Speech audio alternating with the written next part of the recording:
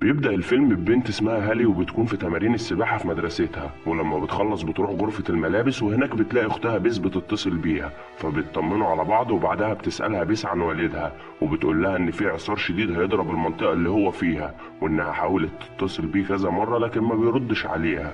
وبنعرف هنا إن هالي عايشة لوحدها من ساعة ما أبوها وأمها انفصلوا، وبعد كده بتقول هالي لأختها إنها هتروح لوالدها البيت عشان تطمن عليه، وبعدها بتقفل معاها وبتستعد عشان تروح له.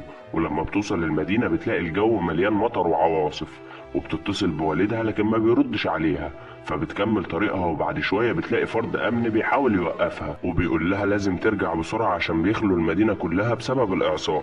وبتتفاجئ إن الشخص ده يبقى واين حبيب أختها القديم، وبتقول له إنها لازم تروح لوالدها لكن واين بيرفض، فبتاخد العربية وبتجري وبتكمل طريقها.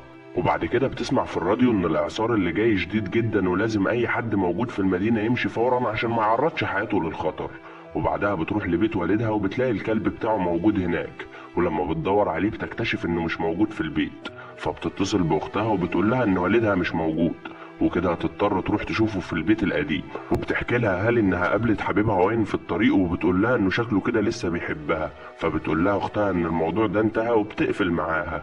وبتروح هالي تركب عربيتها وبتاخد معاها الكلب، وبتوصل للبيت هناك وبتلاقي عربية والدها، فبتبعت رسالة لأختها عشان تطمنها. ولما بتدخل البيت بتفضل تدور عليه لكن برضه مش بتلاقيه، وبتطلع تليفونها مرة تانية وبتتصل بيه لكن بتتفاجئ انه سايب التليفون بتاعه في البيت.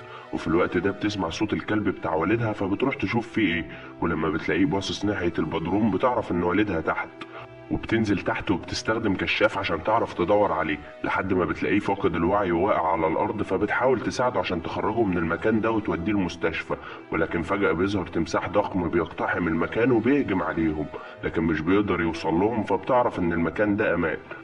وبعد شوية بيفوق والدها وبيتفاجئ انها موجودة، فبتقول له هالي انه كان لازم يسيب المدينة من بدري زي ما الحكومة حذرت، فبيقول لها كان لازم يسد الفتحات اللي في البيت عشان الاعصار ما يدمروش.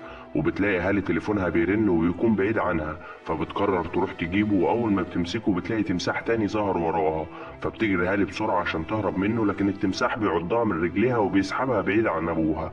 ولحسن الحظ بتقدر تفلت منه في اخر لحظة، وبيظهر تمساح تاني وبيهجم عليها، فبتمسك مفك من الارض وبتقدر تصيبه اصابة كبيرة. وبتقدر بعدها هالي تروح مكان بعيد عنه، وبيفضل ابوها ينادي عليها وبيكون قلقان، فبترد عليه بصوت عالي وبتقوله انها كويسة وفي تمساحين مش تمساح واحد. وبعدها بتحاول هالي تعالج اصابتها عشان تقدر تتحرك.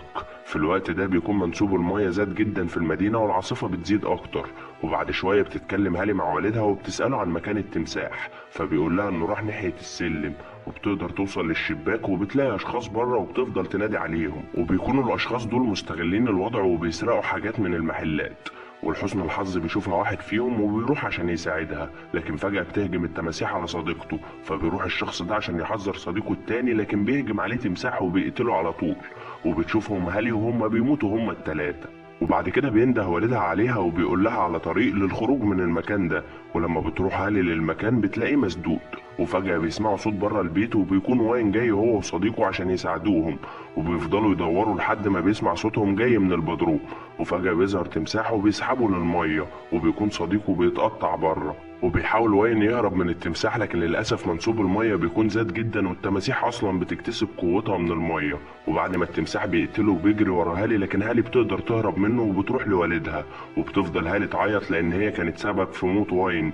وبعد كده بيتكلموا مع بعض شوية وبيقول لها والدها إنه لازم يلاقوا طريقة عشان يخرجوا بيها، وبيقترح عليها إنه يلهي التماسيح عشان تعرف هي تهرب، وبيقول لها بعد ما تهرب تكسر أرضية البيت وتسحبه لفوق.